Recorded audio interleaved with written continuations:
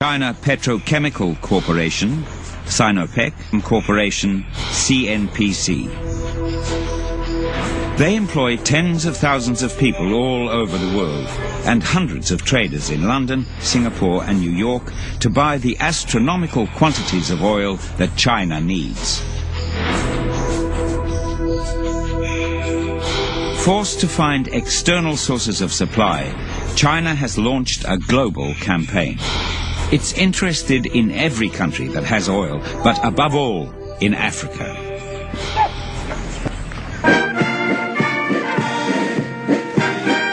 Africa accounts for nearly 10% of world oil production. Even more important, the most recent oil finds were made in Africa. China is one of the latecomers to Africa, so President Hu Jintao himself travels the continent in search of new contracts. He brings with him what it takes to tempt African leaders.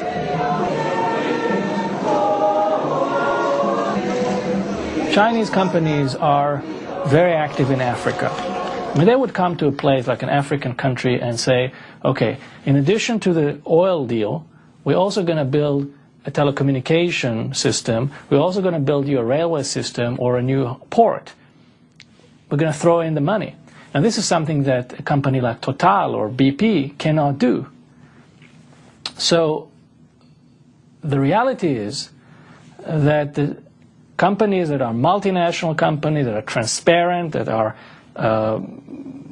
companies that abide by the law, find themselves playing against a very different animal, against companies that play according to a very different set of rules. And as a result, they lose almost every deal.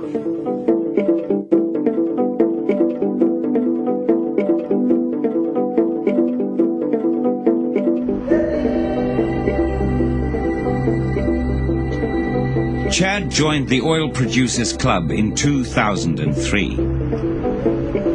With the rising price of oil, Chad has enjoyed a financial windfall, $1 billion in 2007 alone.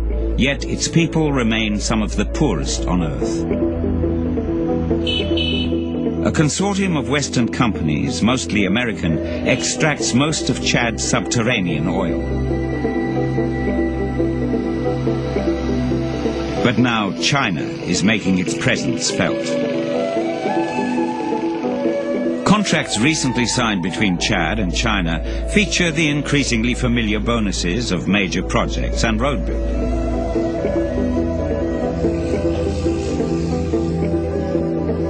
But China offers another advantage that its Western competitors cannot match, an absolute guarantee of non-interference in politics.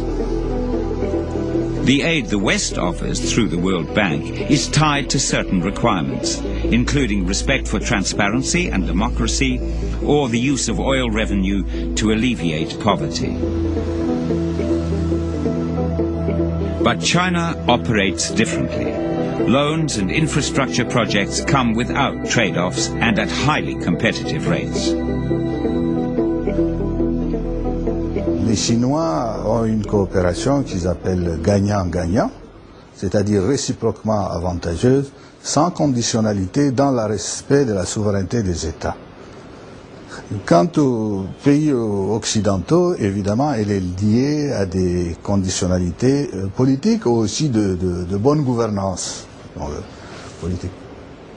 Et je ne veux pas dire que nous ne sommes pas attachés à une bonne gouvernance dans notre pays, à une démocratisation de notre société, mais ce qui est malsain dans la coopération avec les pays occidentaux, c'est que les conditionnalités politiques sont parfois, on en fait un usage un peu abusif, un moyen de pression sur les États, plutôt qu'un moyen de consolidation sincère, d'amélioration de la situation des pays.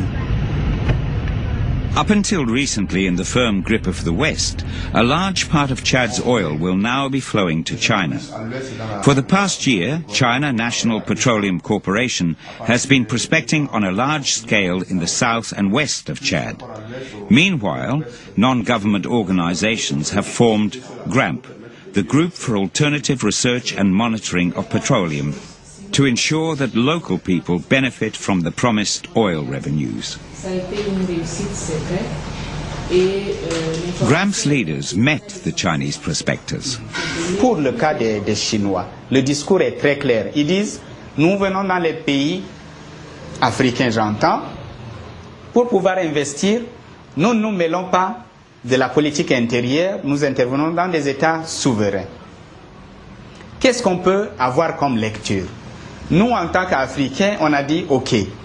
En même temps, les compagnies occidentales viennent, avec leur gouvernement derrière, avec des conditionnalités droits de l'homme, démocratie, au niveau discursif, mais dans la pratique, ces États occidentaux continuent à apporter un soutien, que ce soit actif ou passif, à des régimes qui ne sont pas des régimes démocratiques. Ce qu'on constate chez les Chinois, c'est l'honnêteté du discours. C'est qu'ils disent non, nous ne mêlons pas de conditionnalité. On ne met pas de conditionnalité, droits de l'homme, démocratie et autres. Nous, on fait nos affaires, point. Au moins, c'est très clair.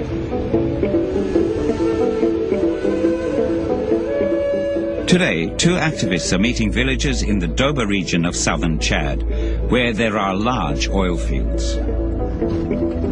The village of Ngalaba is in the heart of one of Chad's largest oil deposits, an oil lake controlled by Western companies, principally Esso.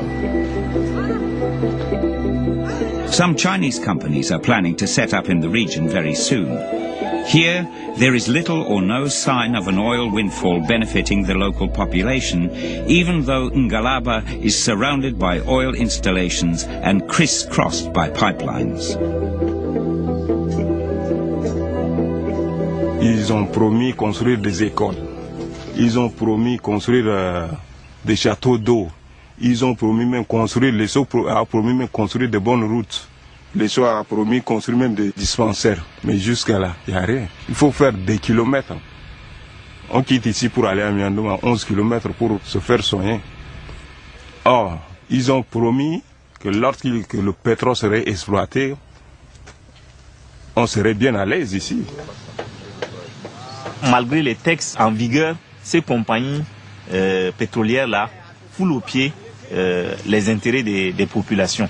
Et les compagnies chinoises qui ne tiennent pas compte de la protection de l'environnement, qui ne traitent seulement qu'avec les gouvernements, qui ne viennent pas vers la population. On a bien peur que quand ces compagnies seront là, la situation des paysans dans la zone pétrolière serait très pire.